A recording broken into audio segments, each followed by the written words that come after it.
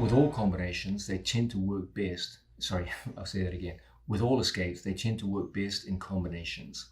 The knee escape is no exception. There's going to come times when you feel you can get to an underhook, but it's really difficult to get up underneath your opponent's body weight.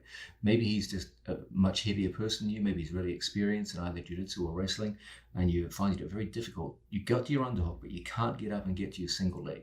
There's a really nice way of switching from the single leg at the knee to coming down to the ankle. So once again, we start off, we've got the talented opponent on top of us, and we managed to work our way into an underhook. We managed to get inside his crossface, and we come down here. I'm going to grab a hold of his ankle. But when I try to get up, he's got a very tight whizzer, and he's putting his hip into me. And when I try to get up, it's like, oh my God, he whizzes hard, and I get knocked back down. I try to get up, he whizzes hard, and I keep getting knocked down. Okay? Under these circumstances, it's going to lift his ankle off the floor. I don't need to get up for this move. That's one of the big advantages it has over knee escapes. I just lift his ankle off the floor and I walk towards his ankle. Even if he whizzes me now, it means nothing. I just stay on my back and I just lock a triangle around his leg. If he goes to sprawl his leg bag, it's worthless. It's his legs against mine. Okay, my legs will always win. From this situation, I'm going to take a hold of my training partner and catch him here at the waist. I get a hold of my training partner here at the opposite leg. And now I just pull my body in towards him. Even if he tries his best to sprawl away and do all those things that people do, it's just so damn difficult. Okay? And it's very easy for us now to start turning him over and compromising his balance. Forcing him to put his hands to the mat. Once his hands come to the mat, I'm going to take his leg in like so. And then from here, I let him back down to the floor. Then I catch my training partner right here. Almost in like a deep half guard type situation. Now, I start moving my opponents around and I hook a hold of my training partner's foot. I'm going to use this to make his foot come out to the side. And as a result, we can start the action of spinning out. My knee goes behind his ankle. Strong body. From here, I come up and I catch a hold of his leg. When he tries to pull that leg free, almost impossible. Now I just take my foot through and I just hook on the far side of my training partner's body. You've got an excellent initial entry on your training partner. No matter what he tries to do now, all I'm going to do is put my head in the space between his two knees. So I push off the floor, and from here, I just roll on through. That puts me in the perfect position to expose his heel. I can go inside Senkaku, or I can go double 50. Both excellent options. He goes to pull away from me, so difficult. And from here, we get very, very strong finishes. So once again, I know this seems a little complicated, don't worry. There's simpler options that I'll look at very soon as well. I personally love this escape. I'm not going to lie to you, the older I've got and the more problems I have with my hips, I end up using this one more and more. So I lock up, I come in and lock. From here, I try to get up. He's got a strong whizzer. I can't get to my single leg. Okay, he's just better than me in this position. So I lift the ankle and I lock it. And I almost look like a triangle sprawl. I lock almost like a triangle around sprawl. From here, I come up to my training partner's waist. I come up to the opposite knee. And from here, I hip into my opponent like so. Okay? As he goes to square out, because I'm interested in leg locks, I come in here and here. Okay? I play a game of footsie where I thread this hook inside. Now I make his foot go to the floor like so. I catch and I just come up and put my knee right inside my training partner's heel. Now as he desperately goes to yank away from me, I lock on board. Now I just knee slide in towards him and I go hunting for his far hamstring. He goes to stand up on me. Very, very difficult. Feels like he'll break his own leg. Yeah. Okay. Now I just put my head inside his two knees. And as a result, we get a beautiful catch and into the finish. Now, I know what some of you are saying. You're saying, okay, that looks cool, but I'm 50 years old and I'm not inverting under anyone anytime soon. Don't worry, there's more conservative approaches you can use that don't lead into leg lock activity, which are every bit as valuable as the one we just looked at, if not more so. You can use more conservative approaches where you simply sweep your opponent. So once again, we start off, I go inside, I catch, I can't get up. He's whizzing strongly, can't get up to my single leg, I lift, I expose his ankle, and I lock a triangle around it. I go to his waist, I go to his knee, I pull my elbow back to my own body. He puts his hands on the floor defensively. From this position, look how I scoot underneath Positional, scooting, until he can't follow anymore. Base out with your hand. No matter how he bases out, if I keep walking that circle and scooting, he's gonna fall. Every time he comes down like so, I come up into top position, and we end up in the perfect position to get our reversal. If he tries to stand up on me from here, it's awfully difficult. Now I go hunting for that forearm, okay? He wants his elbow off the mat. So what I do is I just push with my head, I force the elbow to the mat, I come forward, and I put his shoulder down on the floor. The second we're over in those kinds of situations, we come up, and now you've got a host of attacks from the back, okay? If you take your opponent's back, you've got strangles from there. If he puts his back on the floor, you've got katagatame. Everywhere you go, there's submissions, okay? So don't think, if you're not the most flexible guy in the world and the leg lock option seems a little difficult for you, don't worry, you've got great upper body options as well. So let's have a look at that again. It all starts, side control bottom, I move out, punch in an underhook. Got to beat the CrossFit. From here, I catch a hold of my training partner's heel. He goes into a full sprawl. I just focus on lifting and locking. I get a good triangle around his foot. Now from here, I go to his waist. He tries to pull away from me. It's not easy. You got that waist. You go in, get elbow deep around his leg. I push my hips forward. I bring his knees together. I reach for the floor and I hit a reverse shrimping motion, pulling him along the mat. Every time he goes to follow me, he can only move so far until eventually he goes down. I always want to go forward and catch. He wants his elbow off the mat. So I use my head to push into him and force his elbow to the mat. If he takes his hand away from me and I can't reach, I will use my second hand to feed it to my first hand. Then I just put his shoulder down on the mat. I post, I go forward, and I put my hand here. If he turns away from me, he gives me the back. If he turns his back to the floor, he gives me a katagatame. Either way, we're going to get a nice upper body submission opportunity.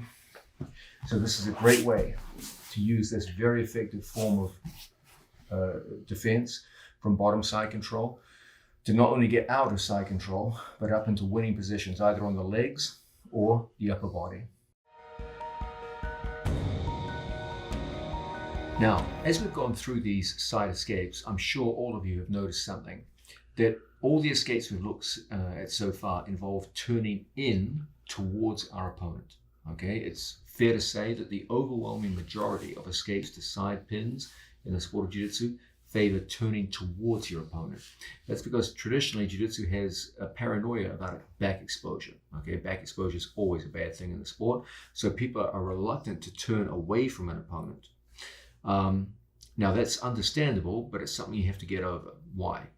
Because it's damn difficult to turn into a skilled opponent. They're putting a lot of physical pressure on you. You get at World Championship level, there's guys with tremendous cross-face power, and a lot of times you will be able to turn into people and get these escapes to work, but there's going to be some times you can't.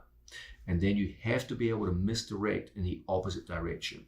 You can't just always go bang, bang, bang in one direction.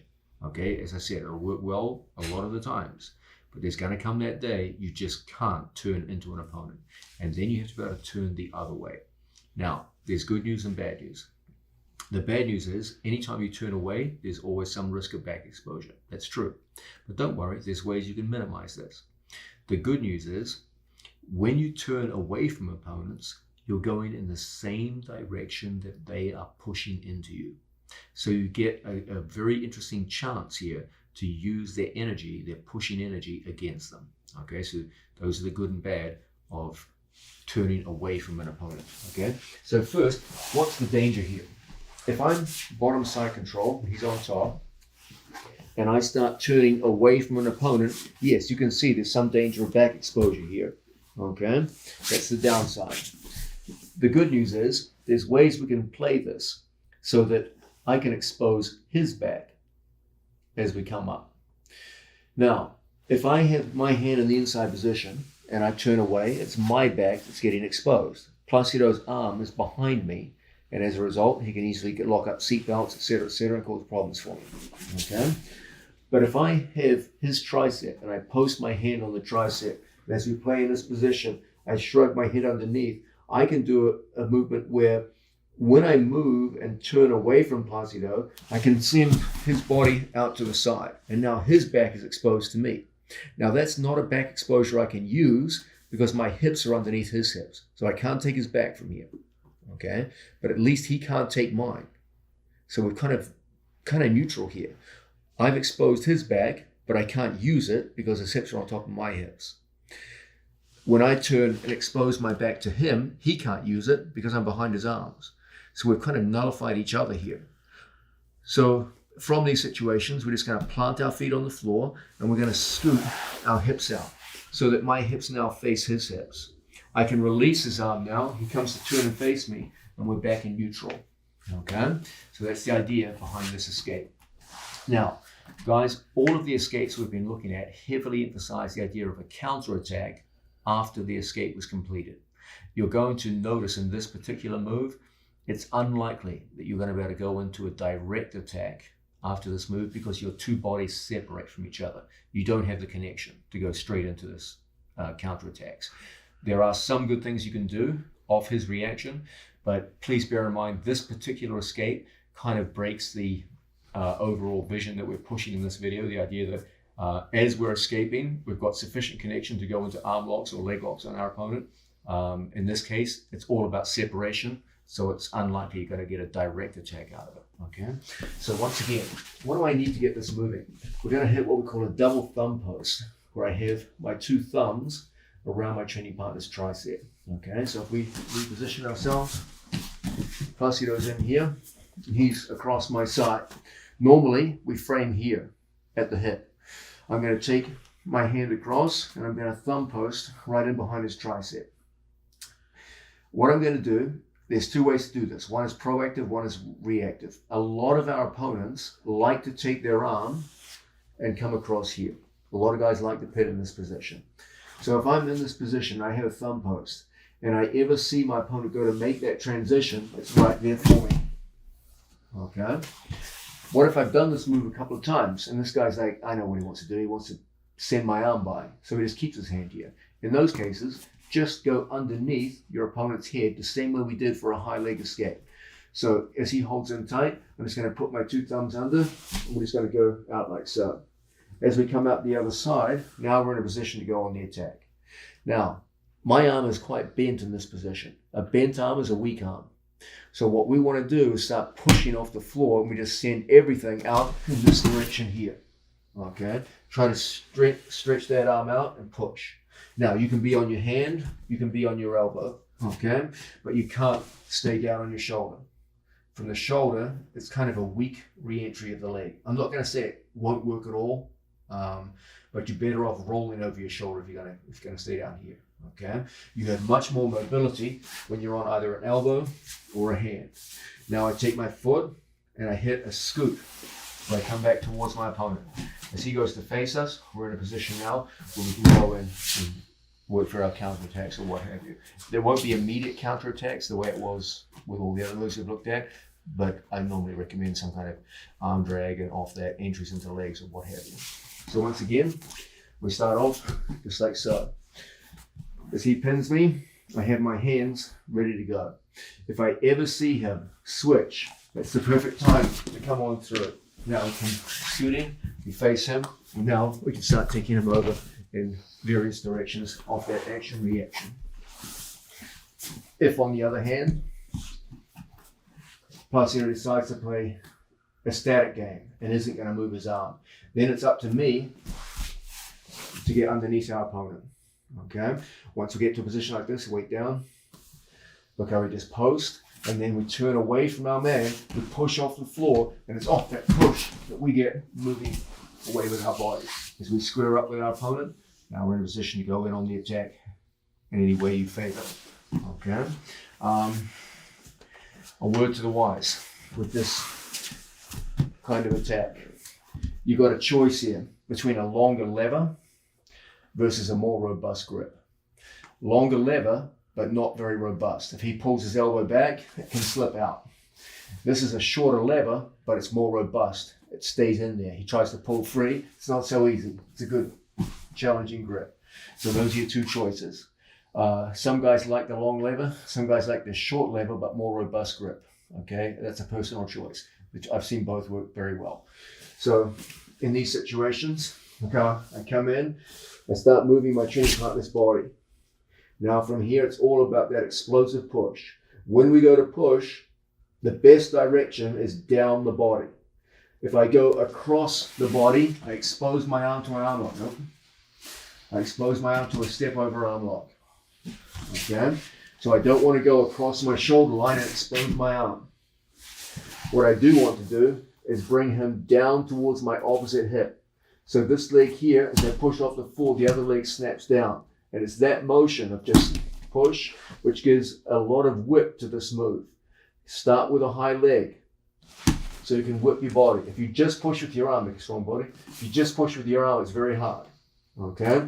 But if I whip with my legs, you can get tremendous momentum down towards the hips. Okay, so it's solo, kind of a kipping motion. We have the arm, and I bring my leg up. And then from here, you whip the leg down.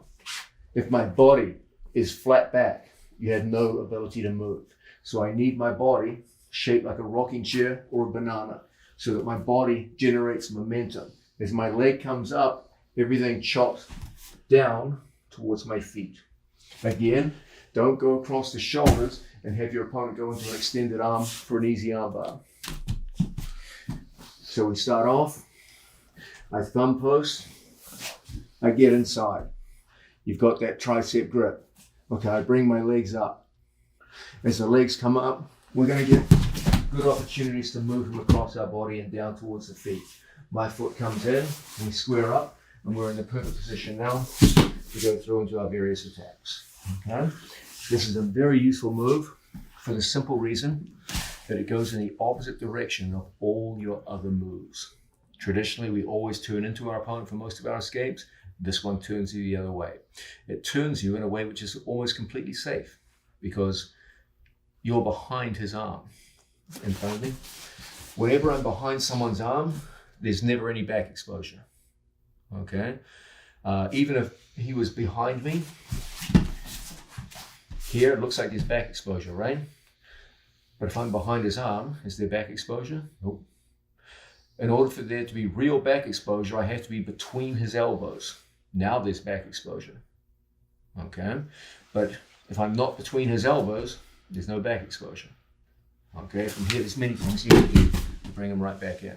Okay? And that's exactly how this move works. Yes, when I turn away, there's back exposure if I'm between his elbows. Yep, there's back exposure there for sure. But if I come in to a position like so, and I throw everything out to the side, I'm not between his elbows. So even though technically I've turned my back towards him, I haven't given up back exposure. I did turn my back towards him, that's true, but I didn't expose my back, so not between his elbows. I bring my feet in towards myself, I scoot, get our feet back and recovered, and from here, many ways for us to go on the attack. Okay, so one more time. Oh my God. From here, I can't just do it from here. My own head will be an impediment. So we've got to get through into situations like so. Weight down. Now, look how the legs are what generate momentum here. Okay, so the legs come up, they just whip, and we start moving out to the side. As we extend down, we find ourselves in good position to go into our various counter attacks. Now, That's a very practical way of getting out. I'm just going to show you another little method that isn't really practical as a way of getting out. It's related to the move that we looked at. It's same family variation. It's not really a practical way to get out, but it is a practical way to disrupt his balance and set up some of the moves that we looked at previously in the video. We're looking at the idea of going with our opponent. Okay, normally we turn into him and it's a battle. Him driving into me and me driving into him. Okay, sometimes if he's bigger and stronger than us, it's better for us to drive in the same direction he's driving. Okay, so from Placido's perspective as the man doing the pin, he's typically driving into me and putting me under pressure. That's typically what he's doing. Okay, I'm typically, as the man defending, turning into him. Either knee escapes, high leg escapes, or elbow escapes. We're typically turning into him. And so you get this direct frontal confrontation. We look now at the idea of going in the same direction that he's driving. Okay, so the advantage is you're sharing his energy instead of resisting it. There's other ways to do this. Okay, one which can be quite useful. He takes reverse crossface and blocks down here. Okay, I'm going to bridge into my opponent and get a pushback reaction. So my left foot bridges and he pushes back to resist the bridge. Now I take my other foot here and I plant it. As I plant it, I switch direction back the other way. And as a result, we get him out of balance. What does he do? Recovers his balance, right? The minute he recovers his balance, our knees go in and we get a nice little action-reaction entry. So once again, I feel Placido is pushing into me and pinning me hard. So I make him push even harder. I fake to my right. I put my left foot in and I give a good fake and I get him pushing back. Then I just change direction on it. And as a result, you get him well out of balance. Now he's got to put his knees back down on the floor. When he goes to do that, you're right away back into all the various attacks and counterattacks that we saw earlier. So again, I'm being pinned like so. I'm feeling he's a strong pinner pushing into me. I motivate him to push even more. I'm pushing back into him. So you can see I'm pushing off my left foot. Then I plant my right foot and I take everything down this way, not across, down this way. And as a result, we get him out of balance. He goes to recover, but he recovers a hold of balance. And into that hole goes my knee. As he tries to hold us off from here, we go into our basic side elbow escape, and you guys know where to go from there. Okay? So that's another nice way to share our opponent's pushing energy across the body and go in the same direction. Now, if he's got a top head and arm grip, you can do the same thing. It won't be quite as good, but still not bad. Okay, so I feel him giving me strong crossface pressure. I push back into him like so, and then from here, look how I take him down the body like so. I don't go across, I go down the body. I plant my right foot and I get him out of balance. Now as he goes to recover, I follow his hip and find my knee going through, and once again, we're back in business. Okay, so these are some simple ways for us to share our opponent's pushing energy and to reverse the general trend in side escapes. The general trend in side escapes is to turn into your opponent. And that can create too much head-to-head confrontation, okay? Every so often, you've got to mix it up. You've got to turn the other way. And that way, as he drives into you, go with his energy, disrupt his balance, or expose his back, and enable you to either put him back in guard and recover. Now, we're touching on the idea of reversing direction. The general trend of most side escapes is to turn into your opponent. But we're looking now at the idea of turning in the same direction that our opponent is pushing. This creates a sense in which you're sharing your opponent's energy, and it's not quite so physically draining as it is to always punch into your opponent's energy and take them on front on. The backdoor escape uses the same idea. As always, when we turn away from opponent, our primary concern is back exposure. The backdoor escape does a great job of preventing back exposure, even as we turn in the same direction our opponent is moving. So, what is a backdoor escape? Typically, our escapes involve turning into an opponent. Okay, front on, just like so. A backdoor escape involves turning with our opponent, like so. And from here, instead of me escaping with my head on this side of his body, normally my head stays on this side of the body. Okay, if you look at the majority of the escapes we've looked at so far, they all involve my head remaining more or less in the same position as we go into the escape. In a backdoor escape, my head switches from one side of his body across and through to the other side. It's as though he slips out and he's left with nothing in front of him, and you're out the back door. Okay. As your head comes out, you're in a position to go into various forms of counterattack. So once again, what is necessary for a back door is a change in philosophy of our frame. Normally, we frame on the hip or the near armpit. Here, we frame on the far hip or the far armpit. Okay, this and this are the two primary points of the frame. Now, this comes at a price. When you have decided to frame like this, you now have problems of your opponent scooping your arm, and now he can go into various forms of strangulation, like north-south, for example. He can go into variations of arm bars, triangles, rear triangles, all kinds of bad things. So you might be saying to yourself, why the fuck are you showing us this escape? It looks like a disaster. All these terrifying ways of countering it. Well, of course, you're not going to stay there long enough for him to get these to work. It's a very fast and mobile escape and very effective. You don't see it so often, but when it's used, it has a lot of surprise value. And as I said, it goes in the same direction an opponent is moving away, and that typically makes things a little easier. So we're going to start off in a conventional position just like so. I'm going to thumb post our training partner like so, and I'm going to use that to take my hand and bring it through. Now, guys, it's usually taught as a frame at the hip. I'm not going to say that's wrong. I've seen it work, but I personally prefer to frame here at the shoulder and armpit. Okay? Why? It creates a stronger and shorter movement, because what I'm looking to do is turn my hips away from him and create a drive leg. I don't put 2 feet on the floor. Now my left foot is an impediment. I take my left foot out of the equation by pointing my toes away.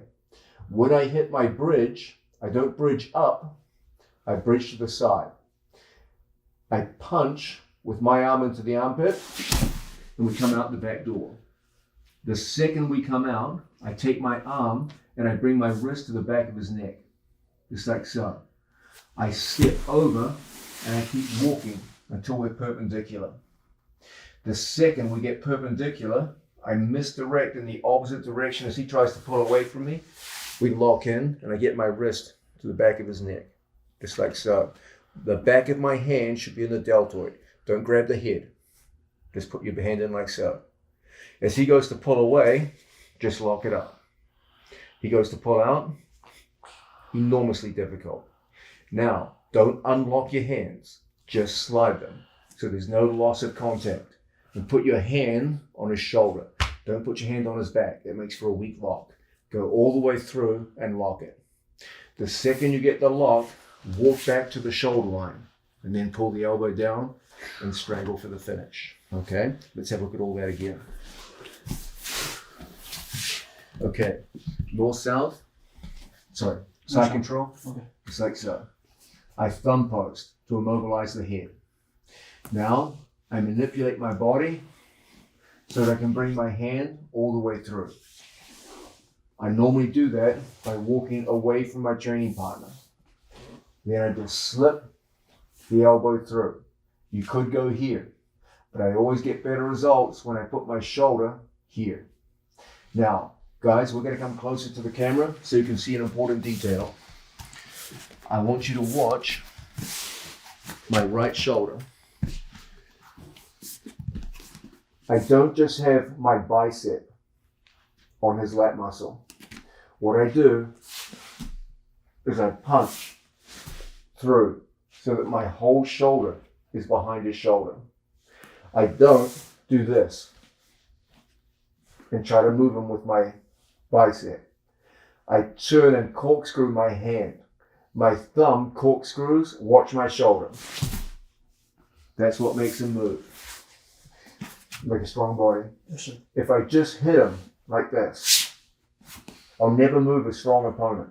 I see this all the time. Guys drill this move, and the guy on top is too relaxed. And then they do this, and they get out. Then they go into a competition. The guy holds like a world champion, and they're stuck. Like, it's not working. It doesn't work. It works. You just got to do it right. Look how I corkscrew and I shoot for the ceiling. When I shoot for the ceiling, I look away from Placido. Don't look at your opponent. Now he's caught on your head. Look in this direction. Strong. Now, I just punch and corkscrew. You come right out. I'm on my side. Don't finish on your back. He can recover now. He can pull his arm out. I finish on my side. So my chest is right behind his tricep. If my chest is not touching his tricep, rotate. If my chest is not touching his tricep, he can pull out. So what I want is to take my whole chest and rotate into the tricep. He goes to pull out, very difficult. Now I feed the hands through. I walk so that my head pops out of the hole. Okay, your head literally comes out the back door. Now from this position, I turn and lock. He goes to pull his head free. It's not easy. I go north-south, lock it in tighter. I shoot my hands. I don't let go. He goes vertical and I lose it. Go vertical, you can't. Now, I lock it. I go perpendicular and my hand goes all the way up to the shoulder. If you put your hand here, it's weak. Placido, just stand up and go vertical on me. Here is weak. You can slip out. Stand up and go vertical on me. There, heel strangle. Okay? So let's have a look at this from another angle. Okay. His energy is driving me this way. There's going to be a day his crossface is so strong you can't turn into it. None of the escapes I showed you so far are working. This guy's got the crossface from hell and you're like, oh my God, what do I do now? Okay? Thumb post. Take your hand and bring it through. Walk so you're almost north-south with him. Now, corkscrew. When we take our hand, I corkscrew up to the ceiling. And as a result, we come out and get our whole chest right there behind the tricep. He goes to rip his arm out. Very, very difficult. Okay? We come through and lock. He goes to rip everything out. Very difficult. My hands don't disconnect. They lock. He goes to stand up, pull me up off the floor, do all those things that people do, and he strangles out. Okay? It's a very, very effective way of working. Now, let's have a look at what would happen if you lost the Danaher strangle. So you did the escape, but lost the Danaher strangle. Don't worry, it's not the end of the world, okay? At least you'll put him back in guard. So, the optimal thing is to get out and strangle him. That's the optimal situation, okay? We've seen this idea of coming out and then the corkscrew. What if, from a situation like so, I came around and he pulled and got away from us? So we lose the upper body, okay? So we come in and he goes vertical on us and we lose the upper body. Whenever we see that kind of thing in, the conservative option from here is to put a hand on the hip and then from here, thread your legs through and then find ourselves back in guard position. If I feel I'm losing this, the conservative option is the hip. The more aggressive option is the scoop grip. Okay? Whenever we get into that scoop grip, we're going to look to bring our knee through in front of our training partner and our foot goes here in front of the opposite hip. As a result, it's an easy pull around the corner that connects our knee and foot on the opposite side. From here, I'm looking to take his knee on top of my belly button. Once we get to a position like this, we're always looking to take his foot and bring it across our chest from one armpit across to the other. Now I thread my foot through on the opposite side. I look at my opponent's reaction. If he stays face down as he is now, I'll break him right here. If he goes to turn to expose my hands to his counter offense, then from here I come up to my inside shoulder. I use my feet to lock my 2 shoelaces to his chest and hips. As he comes forward to fight my hands, get to my elbow, do all those things that people do, it's almost impossible, and we get a very strong break. Okay? So once again, that principle, as you lose the upper body, the lower body will be left behind. And that's the easy pickings to work with. So once again, we start off, I thumb post, create a slightly different angle so I can bring my frame arm through, pop my shoulder, and come in just like so. Unfortunately, when I go for my Dar strangle, he pulls out. Conservative option, post, align, and find yourself in a position to work from open guard. That's the conservative option. Nothing wrong with being conservative, by the way. Okay, the optimal thing, I'm sorry, that's probably the wrong thing to say in this time. The optimal thing is to get the best possible option, okay, to get to the submission hold. But dude, if you put them back in guard and take that conservative, there's nothing wrong with that either. You can always fight later from guard position. So it's not like you failed. So from a situation like so, I come around the corner, my shoulder goes into the answer, we come around and we lock, but unfortunately, I can't get through it. This time I scoop inside my training partner's leg. His backward momentum is going to make it pretty easy for us to get our knee right there in front of his opposite hip. Okay, now I take my second foot over the top and get his hands to the mat. My whole thing is to get his knee on top of our belly button. I don't want my knee pointing across the body. When the knee points across the body, he can start to turn, square, and cause problems for us. I want his knee on my belly button. So we're going to give a little pull that does exactly that. I come across and send his foot from one side of my body across the other. If he tried to turn and face me now as previously, he'll break his own leg. Okay? So we come around the corner and lock. If he's naive perhaps and just stays in this position, it's an easy finish. If he goes to turn and expose my hands, then from this position, look, I'll come up onto the shoulder and I take my hands further and further away from him. Okay? If he tries to get to my right elbow, it's impossible. Right elbow, impossible. If he tries to get to my head, too far away. The only thing you can access is the near hand and the near elbow. That's going to be tough, man. From here, look how we just lock up. We get everything in tight. My whole body locked around his. And then from this position, we finish. Please understand that there's always other options here. If he goes to back step over, nothing wrong with taking your foot across and going into a crisscross ashi. Okay? This is actually one of the big favorites of the squad. Very, very strong. Used numerous times in competition. This too is an excellent finishing position. It has the properties of both 50-50 and inside Senkaku at the same time. Okay, later on in this video series, we're going to be looking at this position in huge amounts of detail, why it's proven to be so successful for the squad over the years. From here, he goes in to fight my hands. Now there's a barrier right in the way, and it's a very, very strong finishing position. Another great option. From here, if I see him go into his back step, just follow right across and just switch your feet and find yourself now in good old inside Senkaku.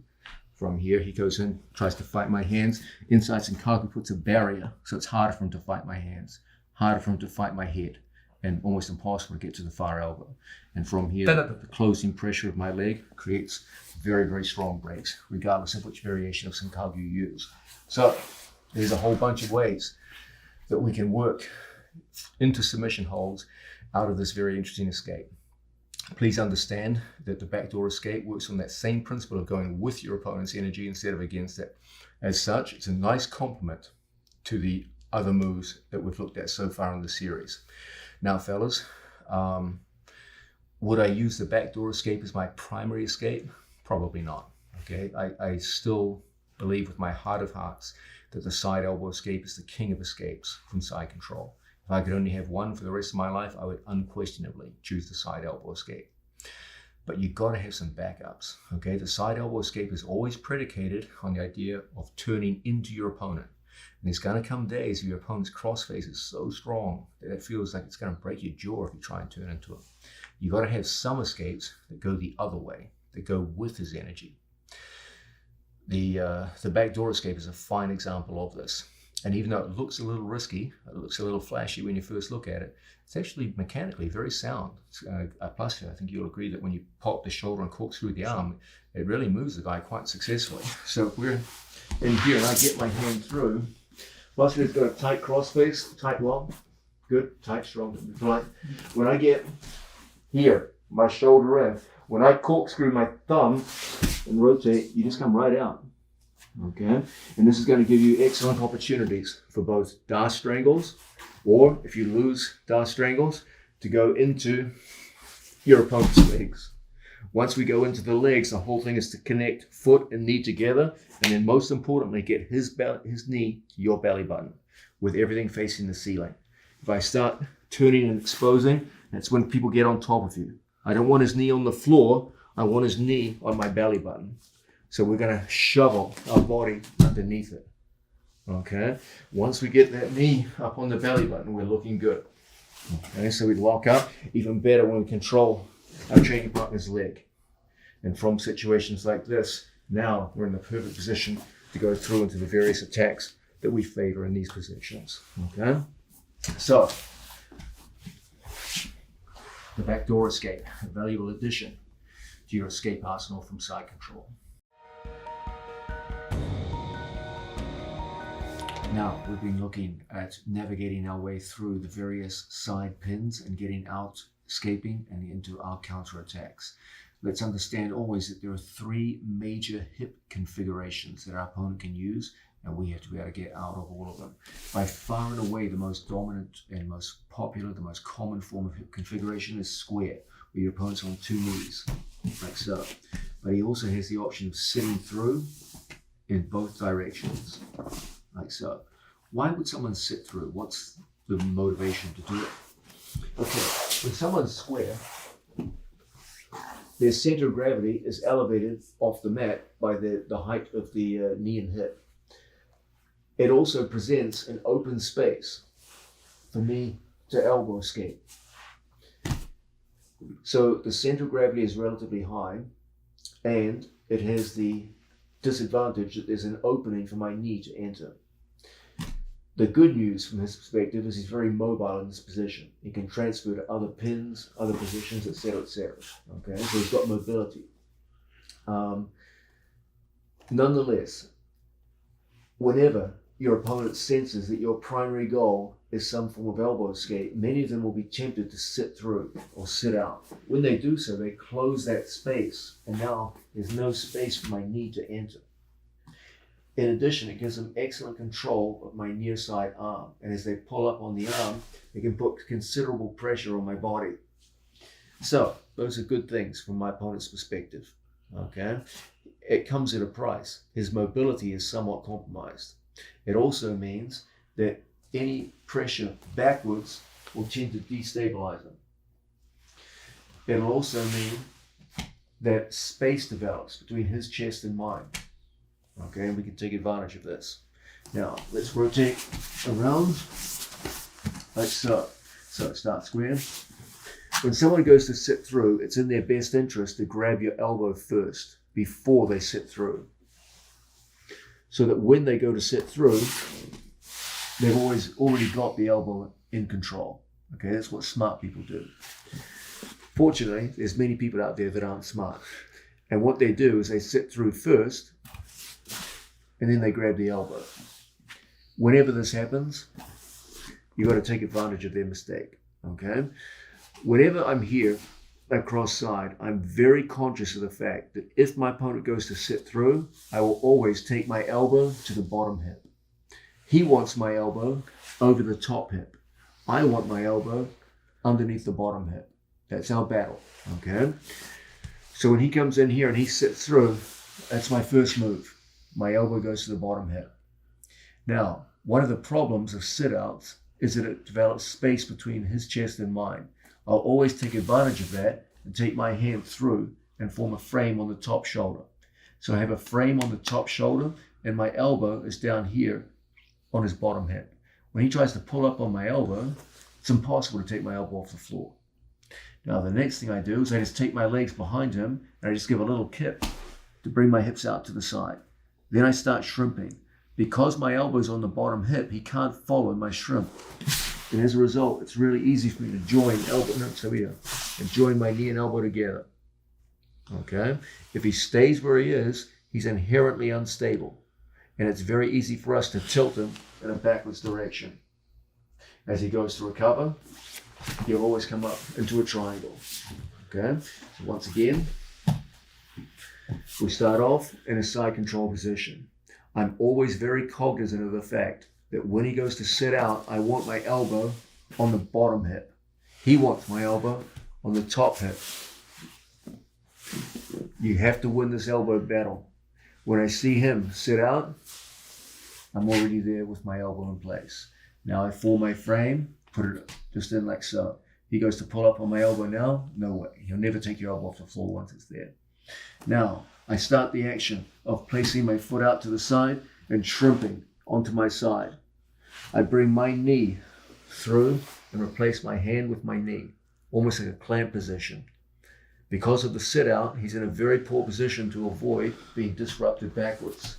As he tries to recover, he goes right into that simple entry into the triangle.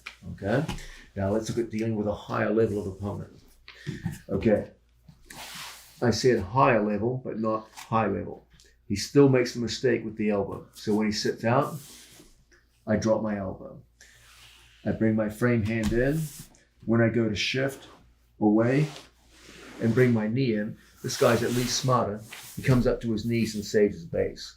But he still comes up into a clamp. That doesn't change. Okay? I put my knee in front. I pass my foot over the top. Then from here, we're always looking to control that bottom hand and kick through into a triangle. If he's smart, he'll hold on tight.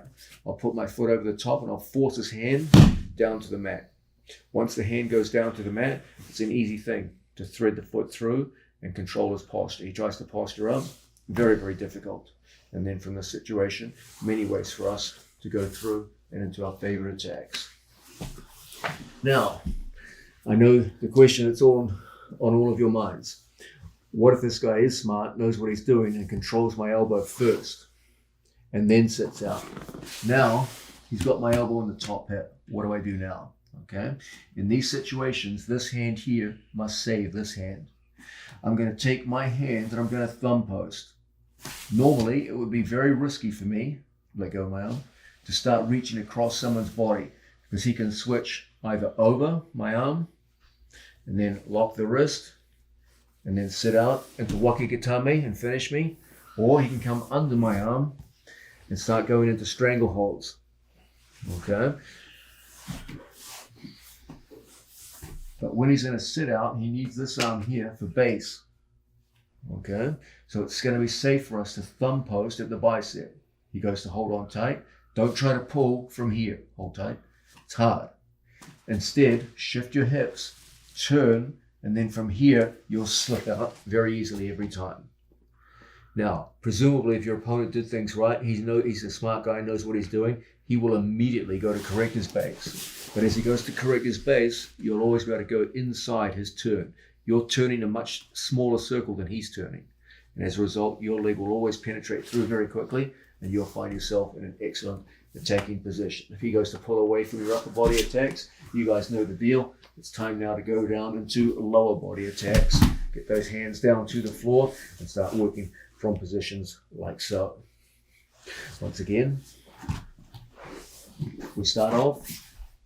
If the guy's naive and just sits out, elbow position. Okay. If the guy's smart, takes control of the elbow first and sits out, now I'm stuck. As he pulls up, you can hear my voice changing as I feel the pressure of his hold. He pulls back, I take my thumb and lock it inside. I turn my thumb upwards, like so. Okay? As I do that, I turn and pull. It's quite easy without the gi. Now, my elbow goes inside his hip. As he goes to recover, we're always looking to get our body inside the turn of his body. And as a result, we get good opportunities to go into upper body submissions. As he goes to pull away from us, We go triangle, armbar, it all fails, the upper body fails. We go into the lower body. From the lower body, many ways for us to pull him in and get into some of our favorite attacks. Now, an obvious question, what if the guy sits out the other way? The only way that someone can sit out in the opposite direction, I'm not going to say the only way, but the sensible way for him to sit out is to bring his arm over. If he's a klutz and he sits out with his arm behind me in this position, this would make sense with the gi on. Okay, he can grip the gi and now it makes sense. But no gi, he has very little control of my body. And a simple thumb post at the shoulder will disrupt his base more than enough to start bringing knees in. Okay, so what works well in the gi doesn't necessarily work well without the gi. He would be much better off taking his arm across the shoulder and now sitting out. Now his weight is much better distributed. Okay, he can put his hand, with his hand, he can put it here on the hip to create space to bring his knees through it. He can put it here, he can post on my knee, and all kinds of things. He can put it on the floor and wedge the floor, that's up to him.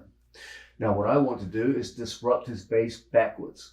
So I'm going to get my hips coming up towards him and I plant my left foot. My hand is going to cross face so I don't punch my training partner in the face. I place my hand just like so and I disrupt his base and get a significant reaction in a backwards direction like so. Okay. Now as I feel my training partner come back up to his base to recover, the knee enters and we're in perfect position to go into the clamp. You guys know where that goes, straight into our upper body attacks. So once again, I see my opponent take his arm over the top. Okay. Again, he sits out. We're in a position now where we can take him using the head. I just open my elbow and create a strong bridging attack that forces him to square up. Off the square up, we're in perfect position to go into upper body control. Now, a word to the wise. Whenever someone is in this position and they sit out towards the legs, okay, very often they will use this as a method of stepping over into the mount, not sliding over, but stepping over. When they step, you're going to hear their foot fall when it hits the ground. Bang, just like so. Go back. Okay, so I can't see what's going on because Placido's upper body is obstructing my view, but I can hear what's going on. As soon as I hear that impact, I time my bridge and come back in the opposite direction. And then from here, usually it's a pretty easy thing to end up on top of your opponent. So once again, if he sits out for the purpose of mounting, when he steps over, he has no base behind him. It won't be there for long because the minute his knee touches the ground, it's gone. Okay? So listen for the sound of the footfall. Stay relaxed. You hear it. You come back in the opposite direction. And as a result, we're on top. Okay? Once again, just summarizing the sit-outs.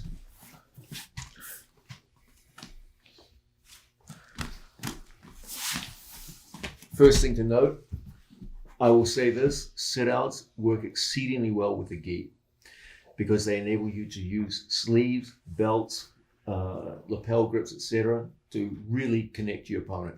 Without the gi, they're a lot more problematic. I'm not going to say they're wrong, but they are more problematic, okay? When someone goes into a forward sit-out, straight towards me, from here, just pull your elbow down to the floor. Let's change the angle. Come back. So it's all about my elbow position. He wants my elbow here on the top hip. He sits out. That's what he wants up here. Presumably he'll grab the elbow. Okay. I want the elbow in the bottom position. Whenever I see him coming through, elbow in place. He tries to pull it off the floor. No way. It's not coming up. Now from here, we just start shrimping. When we shrimp, there's very little holding me in place because my hips are not controlled.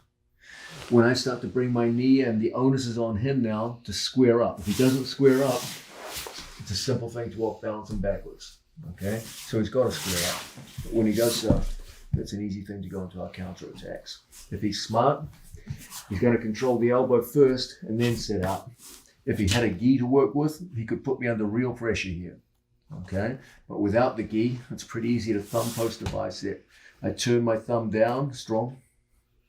From here, I just turn onto my side, and as I push with my left hand, you come out with the other. Okay, it's hard for him to hold an extended turning hand. Okay, it's very, very hard for him to do. From this position, I block the bottom hip, I scoot away, he goes to correct himself and finds himself getting locked up, once again, back in the clamp, and we're ready to counterattack. So, this time, he takes his arm across the other side and sits out. From here, I want him to take his base in a backwards direction. If he's smart, he's going to have this foot further back, like so. Okay? The further back his foot goes, the less effective my bridge will be. So what I have to do is I have to move into him. Okay? That puts his foot in a position where we can start off balancing him. Now he's got to go to correct himself. As he goes to correct, the knees come in and we elbow escape. Okay? Now, when you start moving your hips towards him, the danger is he will mount. That's the danger. But as soon as his foot touches the ground, there's no reason now, because there's no base behind him, why we can't hit a good bridge and end up in top position. Okay? At very least, he'll have to react and you'll elbow escape and put him back in guard. So once again, knees. You know what's coming next when this arm comes over. This guy favors a sit out. As soon as he's into that sit out position, look how we're disrupting his base in a backwards direction. Knees come in, and lo and behold, we're back into the clamp and the various counterattacks from that position. Okay? So, without the gi, the various sit-outs are a little more problematic than they are with a gi. That's why you generally see them much less in ADCC competition than you do in regular gi world championships. I'm not going to say it's wrong to use them. They have their place, they have their value, but they are a little more problematic than when we're working with a gi. So there is how we deal with those in the no gi context.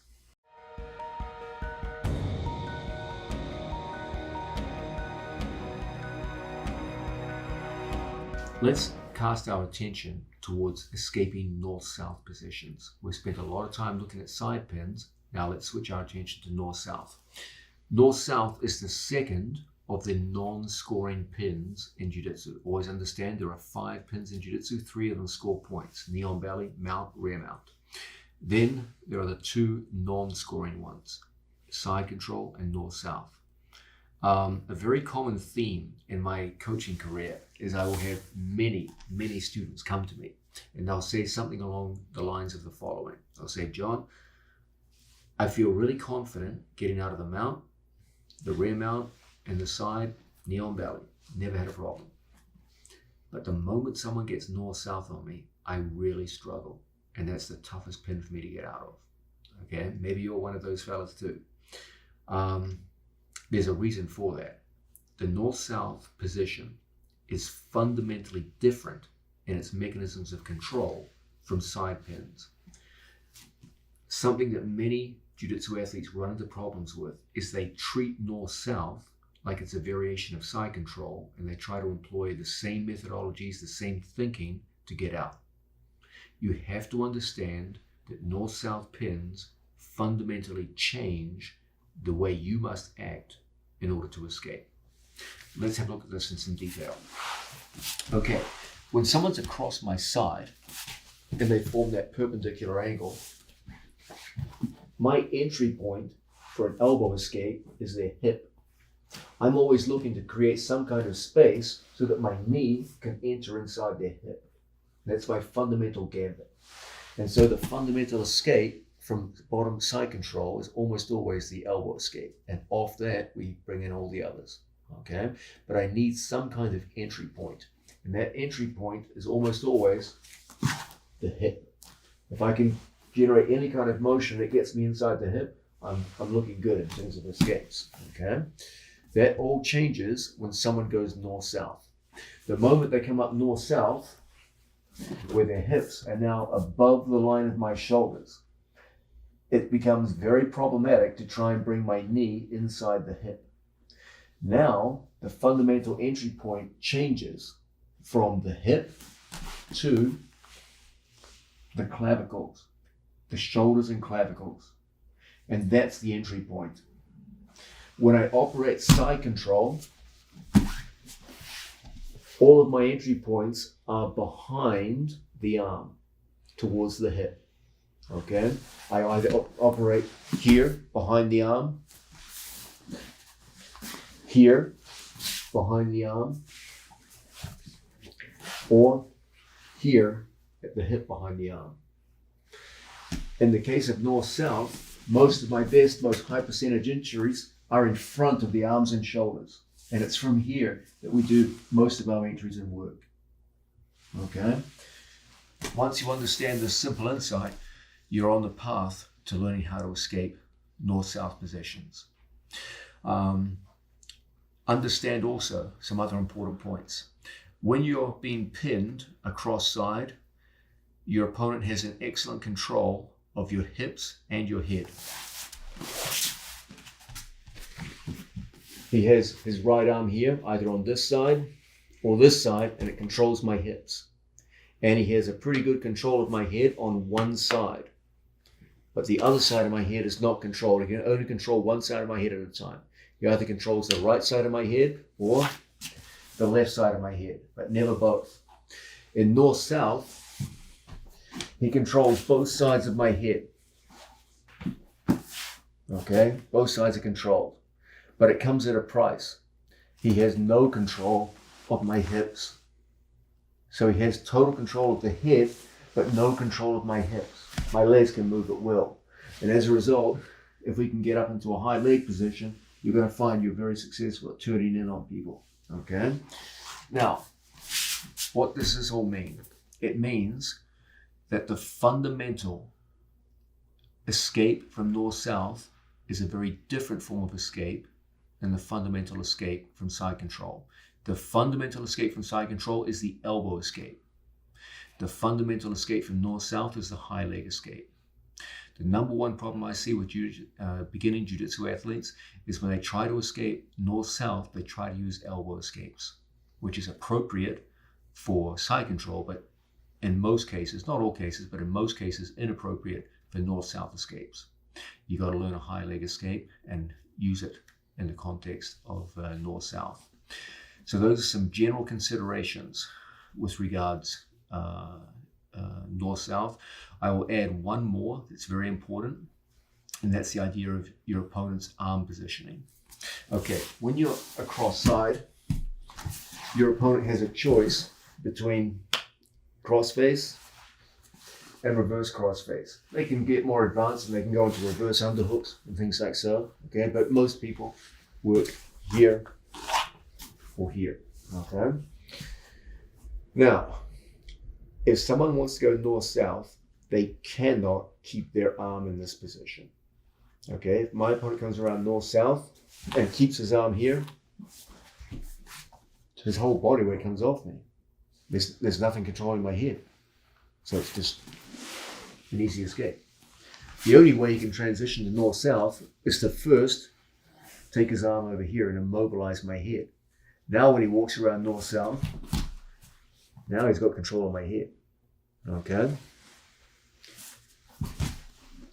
So, when someone's across my side, something I will always seek to do is get my hand here on his shoulder. If I ever see my opponent coming across, I will take my hand and put it here, inside my training partner's armpit, so that he never gets the kind of control that he needs to go into north-south. When he brings his right hand to my hip, I'll take my second elbow and put it here, underneath his clavicle, so that I control the clavicles on both sides. When he goes to north-south, he comes on top of me, this means I control the area between our chests. And this is going to make the combination of our hip mobility and our knee entering in front of the shoulder a very easy form of escape to turn into. And now we're in the perfect position to go into our various counterattacks that we'll be looking at later on. So once again, to go from side control to north-south requires the transition from crossface to reverse crossface. Whenever I see this kind of thing going on, whenever possible, I place my hand here so that the second he goes to transfer, he gives me that wedge, that frame. Okay? As he goes to transfer and walk around, you now control both of his clavicles. There's a ton of space for you to bring your knees in front of his shoulders and make a good turn on your training partner. And from here, go in and recover. Okay? So those are some general considerations with regards north-south, which will become very important as we go into the actual technical details of these moves. It's time for us to go into the details of the high leg escape. Just as we spend a ton of time going through the intricate details of the side escape, the side elbow escape, to get out of side pins, now we've got to spend some time looking at the primary escape out of north-south, the high leg escape. First, let's just run through some solo drills. So a situation where we have an imaginary opponent over top of us. In high legging, we want to form a frame between his collarbones and my collarbones so that there's space in front of our chest. From here, we want to use the mobility of our hips to start bringing knee to chest, like so. When you do this, one foot will be low and the other foot will be high. This is my penetration knee here. That's the one which is going to penetrate between my collarbones and his. The other one is my movement leg, which takes me high. If I extend both legs at the same time, that's good for going high, but it's bad for penetration. Okay, that sounds awful, but stay with it. I need one knee close to my body. One knee has to go through that small gap. If both of my legs are extended, I'm not going to do it. So one has to be close. But if both knees are close, I can't get my hips off the ground. I can't go high, move from here. So I need one which does the high leg operation and the other which does the penetrating. So one foot is high, one foot is low. Don't have your feet the same height. That's going to be a disaster. You'll either not be able to get your hips off the ground or you won't be able to penetrate with the knee. So one high, one low. From here, the high leg comes over the top. My spine has to be the shape of a banana. If my back is flat, you'll never get a high leg. Spine in like so. Frame in place, elbows and knees close together. There's the high leg. The high leg generates momentum. My bent spine makes for an easy rocking chair motion. As you gain in confidence, you should be able to go and touch your toes overhead. You should be able to do that with either one of your feet because you don't know which side you will have to penetrate on.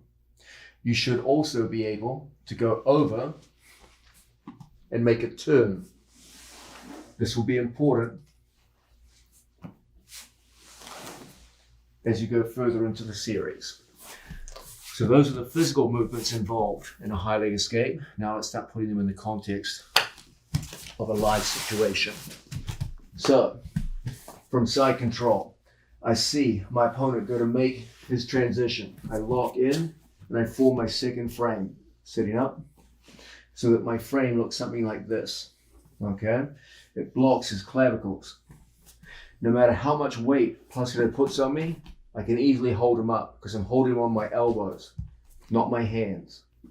Now, I form the high leg, low leg. The right knee is my penetration knee. It penetrates in front of the shoulder, not, bring your arm forward, not behind the shoulder. That blocks my hip, can't get in. It goes in front. Now from here, I catch the head on both sides. So one foot on one side, one leg on the other. I use that to push, okay? And then from here, we're in a position to go around and square up to our training partner.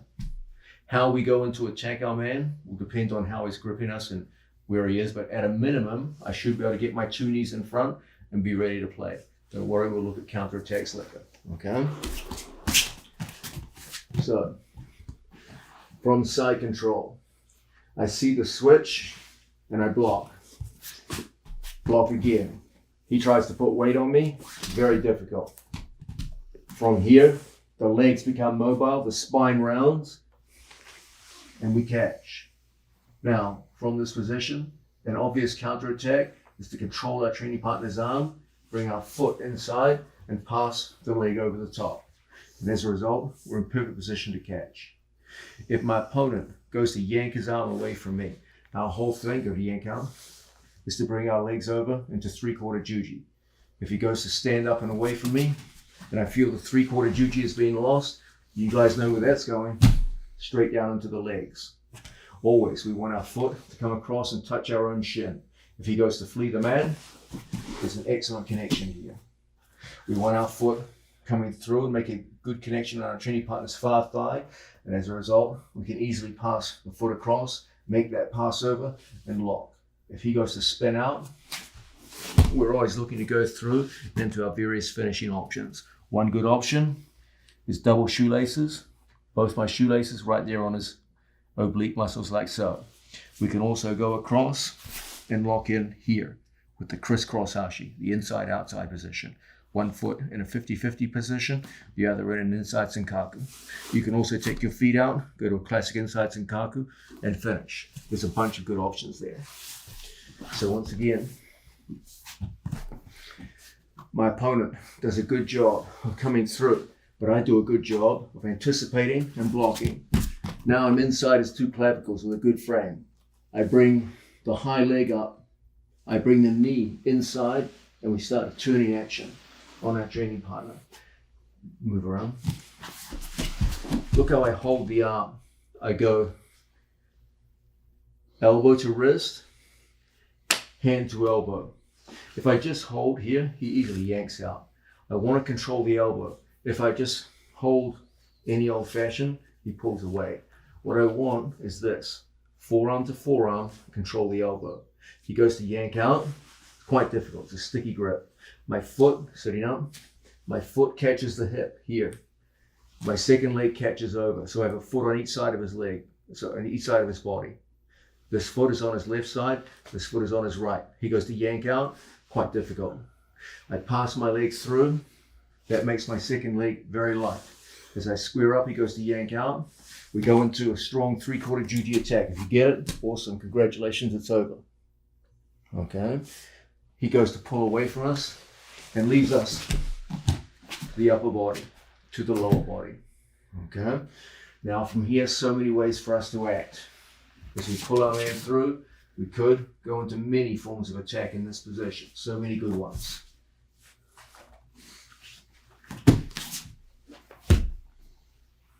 Which one you choose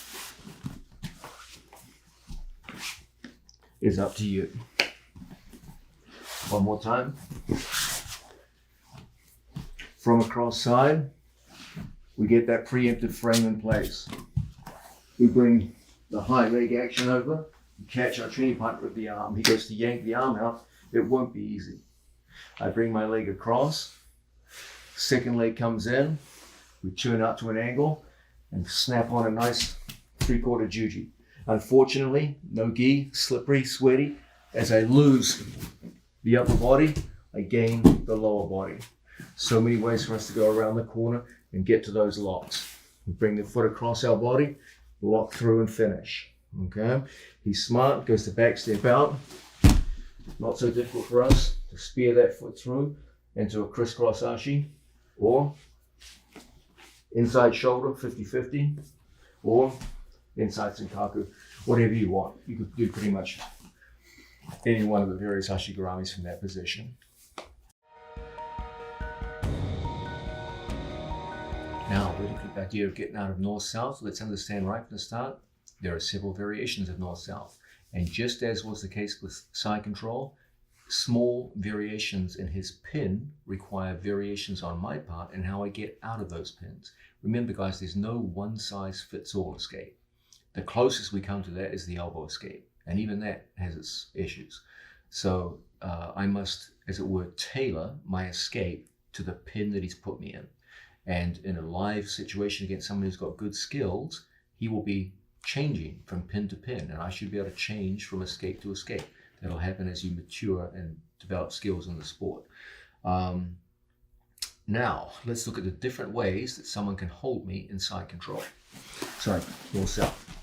Okay, first one is where Placido has his two arms underneath my elbows, like so. Okay, so his two arms are over my shoulders, like this. Another is to take one of his arms, this one, and go under my shoulder. So he's over under, like so. And obviously this can be done on either side. Okay. The last option is where both of his elbows go under mine. Okay, so again, the different options. First, both of his elbows are under my elbows, like so.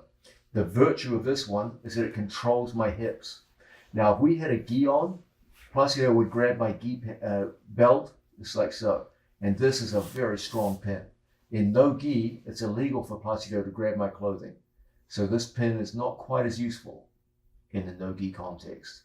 Okay? But it's a very strong one when we work with a gi on, because the belt literally locks his body to my center of gravity. Now, second one, he goes here and here. This is a very good one in no gi. It also leads directly into many forms of submission hold. It also leads to back exposure. It's a very good form of pin, very useful. Okay. The last one is where both of his arms are underneath here.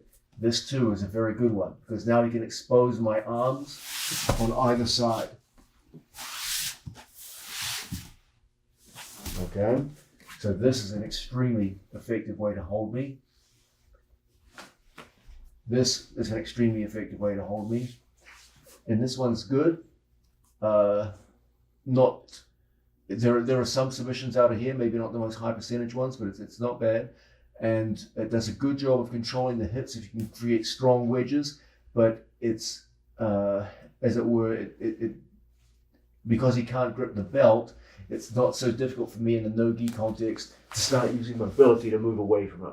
If I had a belt on, I couldn't just move my hips away and follow me very easily. But without the benefit of the belt, it's pretty easy for us to start whipping our legs through and coming out into various forms of escape. Okay? So those are the different ways that my opponent can hold me. I should be able to vary my escapes a little depending upon what we see. As a general rule, if I have a situation where he's here, high leg escapes won't work because his head pins my hips. Okay, so I can't get a high leg going. The more his body comes up, the more I'm going to be able to get hands inside and start going to work. Okay, my best frames are here because they generate separation of chest from chest and make it possible for us to come up and high leg people. He wants the opposite. He wants chest to chest, pinning my hips down and then controlling my arms so that he can start to turn into various forms of submission and back exposure. Okay, so that's the context that's going on. And I have to be able to work my way out of this.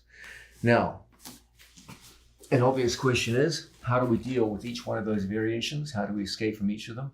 We'll look at that next. Now, we've already looked at one variation of north-south position, and we've looked at the high leg escape. Essentially what we do is we anticipated our opponent's transition from side control to north-south, and we beat him on the transition. So he was across my side, and we understand that the only way he can transition to north-south is to transition his arm across, like so. Go back. So we saw that in that transition, I can block. Once I block, I control his clavicles and shoulders. And from here, we create the high leg effect, where one leg goes high, the other goes low. One is a penetration knee, and the other is a catching knee. So one leg catches, and one leg locks in like so. And from here, we can control our training partner's arm, turn and square up to the man. We saw that there's many excellent ways of going into counterattacks from here. Usually we start with triangle, 3/4 juji, and then we go into the legs when he tries to resist. Okay. Now, an obvious question, which I'm sure many of you are asking right now, is, okay, that's cool, but what if I'm just a day late and $1 short? The guy just flat out gets me, pins me in north-south, in any one of those variations that we just saw. Good question. Let's have a look at that now. First, let's look at the north-south pin where my opponent goes under my 2 armpits. Okay. So, from north-south situation, he comes in and locks like so. Now, we know that one good thing is at least he doesn't have a belt to work with. So it's bad, but at least we got that in our favor. Okay.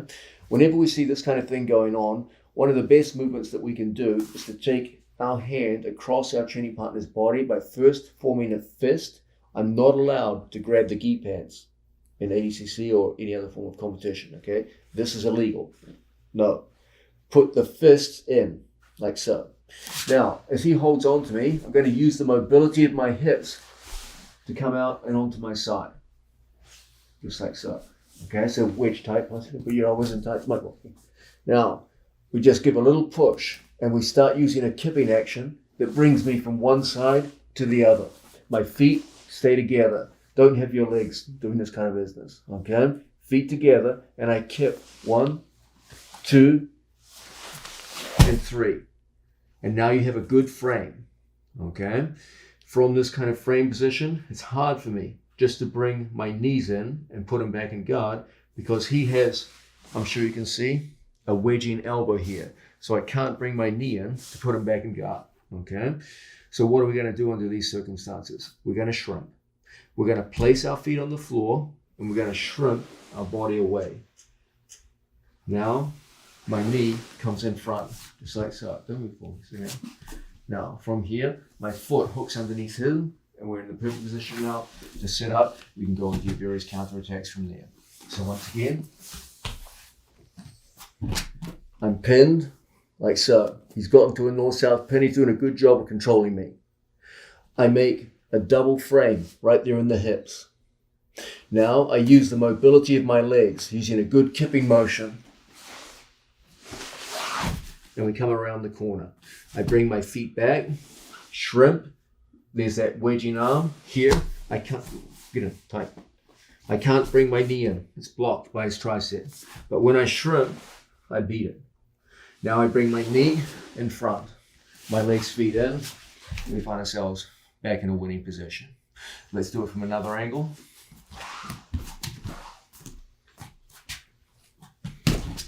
North-south pin. From here, I frame in my training partner's hips.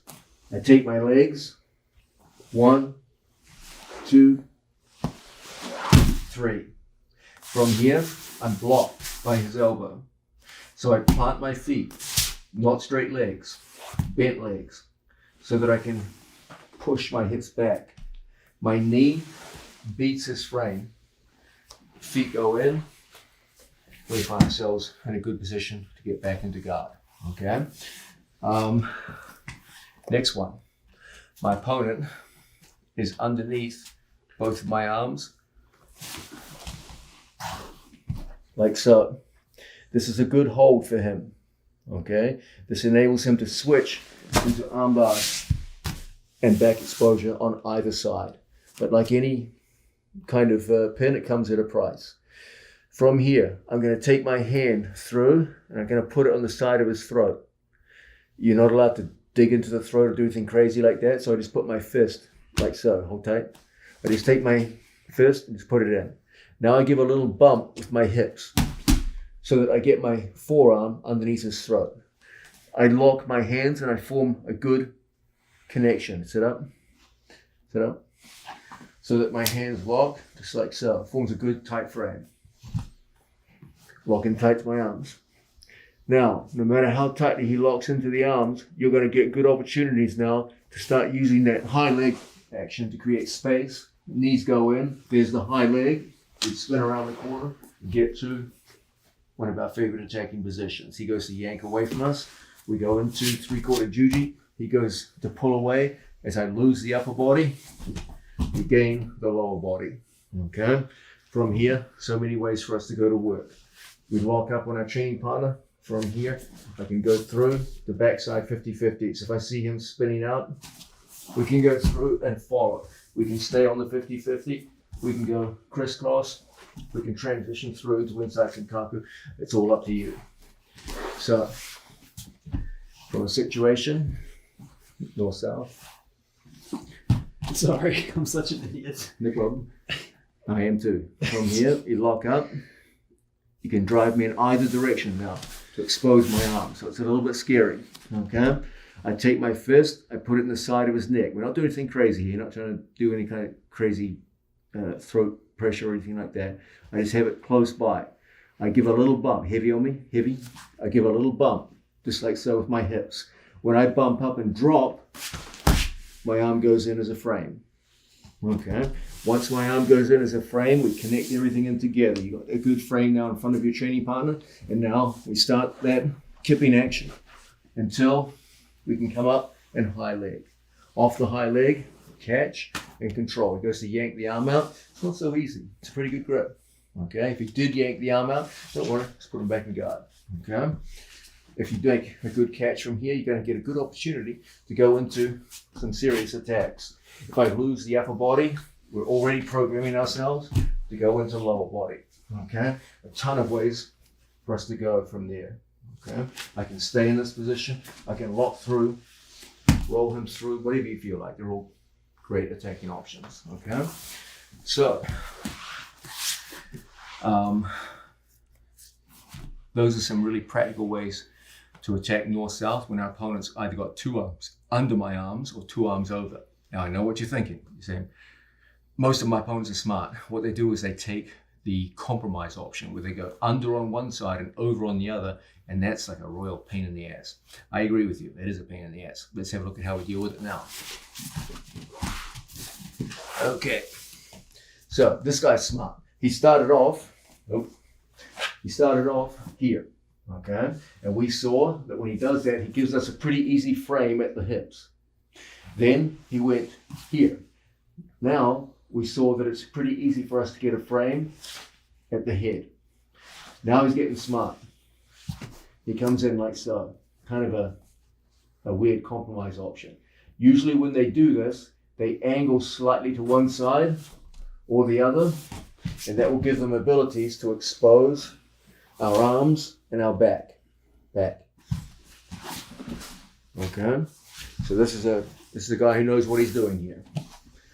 Okay, what's going to be our frame? I can't really frame as we did previously because this arm interferes with my ability to get under the clavicles. Okay, and it's hard for me to frame on the hips. I can do it on one side, but I can't reach on the other. So this is a smart thing that this guy's doing. Okay, this guy knows what he's up to. I'm going to do this instead. I'm going to take my hand on the side where he's under my arm, here. And I'm going to take my hand and migrate across to the other hip so that I form an elbow frame here and this hand on the hip. Okay, now I'm going to take the arm and go in the one direction he can never stop me. Hold tight. He can stop me moving this way, but he can't stop me moving, you guessed it, this way. Now, we're going to turn his north-south into our side control. And from side control, we do what we always do. Side elbow escape and go into our finishes. Okay? Essentially what we're doing, guys, is we're turning a north-south pin into a side pin. How are we doing this? Just stay with me. Sitting up. Not that far. From here, we're starting north-south. I take my hand across so that my hand goes on the obliques and my elbow goes on the other obliques. Okay? And if I can do that, I can convert north-south position to side position. Okay? So, Positional has me with one arm under my arm and one arm over. That makes it very hard for me to frame on the hips on this side. I can frame on my right, but I can't frame on my left. Okay? It means that I can't get underneath his head and form a satisfactory frame. So the two framing methods we've looked at so far are now inadequate. So the new frame that we're going to employ, I take the arm on the side that he's under, and I go through and I grip here. This arm, I can't move it back towards myself, block it. He's got it under control, but I can easily move it away from myself. I lock in right here. Hold tight. Now, I just use that kipping motion to bring my body around the corner. Okay, if he blocks in here, I bring my knee right inside his elbow. Okay, turn around. He wants to block. He wants to block my knee coming in, right? Can't get it in. Look how I high leg and I go in front. Okay, and as a result, we're able to pull around the corner and start getting into counter attacks. He goes to yank his arm free, difficult. What have you got here? Take a tame. I'm sure you all guessed it. Okay, go to yank your arm free, stand up. That's a strong take a tame position. If take a tame should fail, okay, it's not that difficult for us to go across and back into, everybody guessed it, the legs. Okay, we lock up, he goes to spin out, and we find ourselves right back inside Senkaku, 50-50, crisscross ashi, whatever you prefer. Okay, so once again, Positional does a really good job of locking up arguably the strongest of all the north-souths. All the north-souths are good, they're all strong, but this one is really problematic for most people. Okay, why? Because I can't form frames on both sides of the hips, and I can't form frames on both sides of the clavicles. So instead, I form an asymmetrical frame here at the hip and here at the head. Bury your head. No matter how much he buries his head, I'm always able to go through and get that lock. Now, I start generating momentum and turning. Keep your hand on. Now, this arm is blocking my elbow escape. So what do? I just high leg and bring my knee in front. As I come around the corner chasing, we get that perfect opportunity to go into various forms of triangle and armbar. He goes to yank out. If he doesn't yank out, I'll win right here. It's a strong position. But no gi, things get slippery. So we have to be ready to go across and get to some of our primary locks. Okay? We make a pass off, lock it on through. From here, many ways for us to go on the attack. He goes to back step out. We find ourselves following, going through, and into a superb finishing position. Okay? So, there you have it. A quick and dirty guide on how to frame and escape from these pesky north-south positions. I'll just spend one more time looking at that final frame, because this particular situation gives a lot of people a lot of vexation and problems. Essentially what you're doing is you're converting a north-south into a side pin. So when Positional hits me here, Side pin or north-south? side pin. When Positional hits me a side pin, we frame on the hip, right? That's what we always do. Okay, when he goes north-south, can't do that. His hips are all over me. Okay? But if I move my body, I can bring my hand into the same situation in a sense in which I reach from one side of his body across to the other. And as my head comes out, you go from north-south to a kind of a side angle. Okay? Now, this is a risky place for me to keep my arm. Plus, he's got arm exposure here. You go for arm bars. Arm bars. Good. It's got arm bar exposure. So I want to make sure I come in here. There's still some arm bar exposure, but less than before. Okay? This is getting very risky. There's all kinds, he's got kaigatame, he's got all kinds of things from here. Okay? If you just reach back, now he's got kaigatame entries, all kinds of things. So this is safer. It also means that I can move him more easily. Okay? Now the one problem is this blocking hand. If I try to bring my knee in, it blocks me. So what do? Kip. I take my legs, I kip, and I come in front of our training partner's arm. If he keeps his arm here, I'll go into urigatame. Most of your opponents will bring the arm back, so we go across and lock up. Okay? So we reach for the arm. I always remember when many years ago, I was teaching to a huge class at Henzo's in New York. Class had to have over 100 people, and it was way back when George was fighting in MMA. And I'm teaching this move, and I had the move, but I didn't have a name for it. So I wanted a name for the reaching frame, where you reach from one part of the body to the other. So I said, okay, guys, we're going to work on a move called the reach around, where you reach from one side of the body to the other. And I thought the reach around is descriptively accurate. You reach from one side across the other. There's like a collective gasp of horror as I say, we're going to work the reach around. And everyone's just like, whoa, like, whoa. Like, afterwards, people come up to me like, oh, John, you should get another name for that move. That's not a good name. They explain it to me, and I realize, okay, let's call it something else. You guys can come up with a good name for it. So once again, we're here, we're locked in. I reach around, I come through and lock here, like so. I reposition my arm to a slightly safer position. Then from there, I bring my legs to generate momentum. Strong, side to side.